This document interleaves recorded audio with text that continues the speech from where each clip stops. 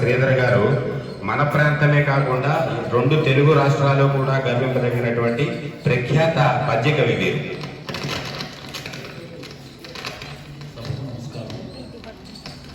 ఆయన చెప్పినంత ఏం కాదు కానండి, నేను కూడా రాయగలను అంతవరకు, కవి కాదు.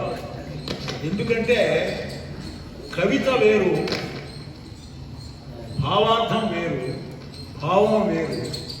వీటన్నిటికంటే కూడా నా దృష్టిలో కవి అంటే సార్ రాసినటువంటి ఇది చూసిన తర్వాత నాకు అనిపించింది. దానికి చెప్పాలంటే కవిత్వం అనేది ఒక ఆల్కవి అని చెప్పినట్టు తెలంగాణ.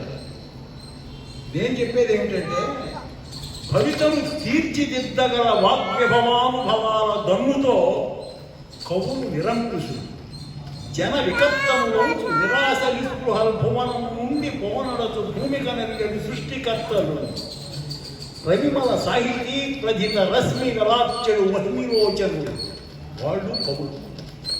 నివురకు నిప్పు తొంకయలు నిండుగా జీవన వేద సింధువవు, చిలికిన పేద గుండెయవు జీర్ణ విశిష్ట శిలాజఖండమవు జవమగు బాంధశాల మొగసాలనంలో నగాల తాయవు, కవియన క్రాంతదర్శి తన కాలము కంటే ముందు సాగుటం.